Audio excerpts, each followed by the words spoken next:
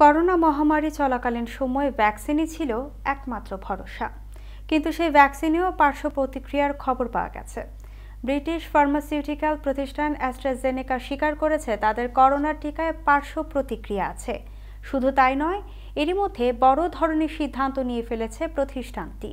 বিশ্বব্যাপী কোভিড টিকা তুলে নিচ্ছে অ্যাস্ট্রাজেনেকা, অর্থাৎ বাজারে আর পাওয়া যাবে না অ্যাস্ট্রাজেনেকার করোনা টিকা।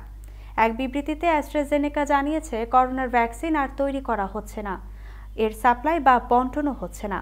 বাণিজ্যিক কারণে সংস্থার সমস্ত দেশ থেকে করোনা টিকা প্রত্যাহার করে নেওয়ার সিদ্ধান্ত নিয়েছে। সম্প্রতি ব্রিটিশ আদালতে জমা দেওয়া এক নথিতে অ্যাস্ট্রাজেনেকা বলেছে, তাদের তৈরি করোনার টিকার কারণে টিটিএস এর লক্ষণ দেখা যেতে পারে। যদিও ভ্যাকসিনের পার্শ্ব প্রতিক্রিয়ার সঙ্গে বাজার থেকে ভ্যাকসিন তুলে নেওয়ার কোনো সম্পর্ক নেই বলেই দাবি করছে অ্যাস্ট্রাজেনেকা। তাদের কথা, এটি সম্পূর্ণভাবেই কাকতালীয় ঘটনা।